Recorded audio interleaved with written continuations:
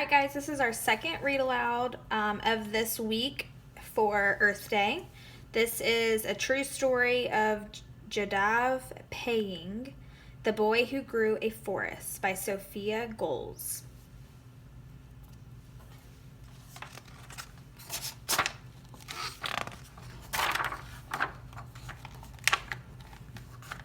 In India, on a large river island, among farms and families hard at work, there lived a boy who loved trees.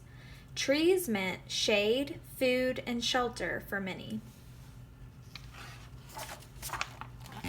But each rainy season, floodwaters swallowed more and more of the beautiful tree-covered land. The boy's precious island was shrinking, eroding away with the rushing river, leaving empty sandbars behind. The boy witnessed animals stranded on those sandbars, their homes destroyed. He feared that if animals withered without trees, people would too. The boy shared his fears with the village. The elders explained that the only way to help animals was to create new homes for them. They gifted the boy with 20 bamboo saplings. You can see him holding them right here.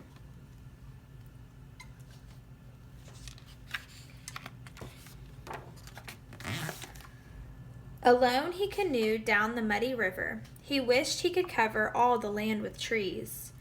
But a large sandbar nearby was a place to start. The land was too barren for animals, the shores too sandy for leafy trees. Would bamboo grow? The boy hoped. Determined, he began to plant.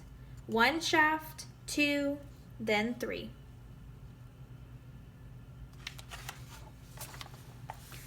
Every day he watered the saplings by hand, sweat trickling down his face and chest. He built a watering system to help. He lugged heavy buckets from the river. His arms grew tired, his back sore. Still, each day he tended to the plants, and over time the bamboo patch grew.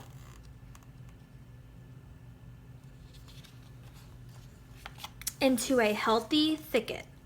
The boy was proud of his work, but he worried it wouldn't be enough to stop the swelling river or to provide shelter for animals. If he wanted more plants to grow, he would have to create a richer soil.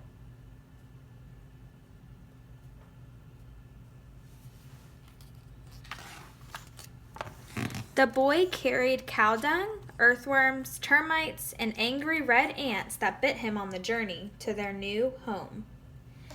He brought seeds from neighboring villages, over trails, through brush, down the river. Each day he planted.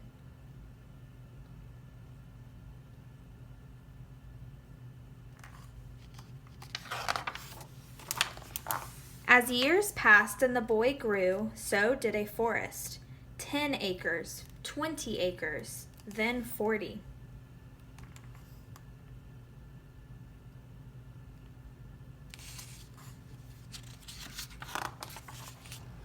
Wildlife returned for the first time in many years. Buffalo, one-horned rhinos, and snakes, gibbons, migratory birds, and elephants. The man's forest teemed with life and diversity.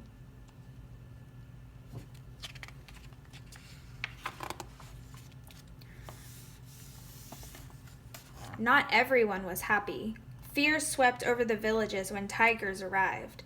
So the man planted more grasses to attract small animals that would keep the tigers happy in the forest.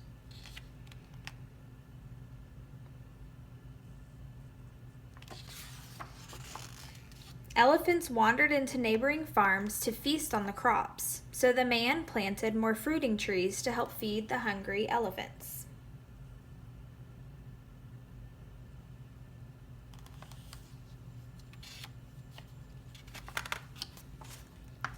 Some wanted to harvest the forest to build homes, but the man was there to plant anew.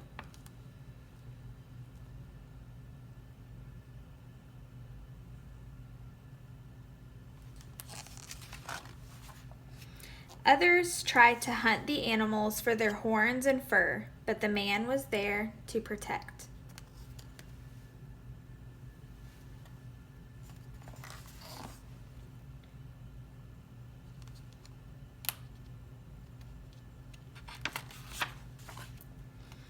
Few thought the forest would last, but the man believed in its strength.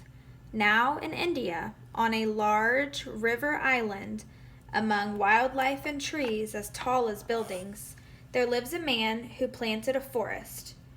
The forest is called Molay, after a man named Jadav Molay Paying, who never stopped planting and pruning and protecting.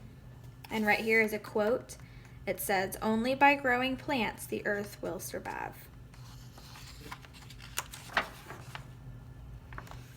And there are lots of words right here, guys, that I'm going to actually probably put on our PowerPoint with some of your questions. And what I'm thinking is for your activity this time, it might be to try to grow something.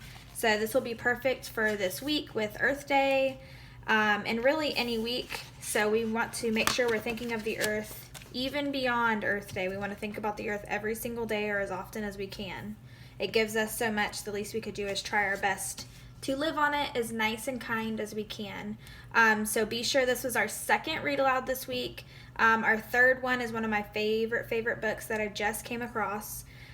So be sure if you want to look at the illustrations in this book one more time, they were wonderful. So if you want to rewatch it and pause on the video to look at the illustrations a little bit closer, I would recommend you do that. And make sure you go to the next couple of slides for your activity and for your questions. Hope you guys have a wonderful week.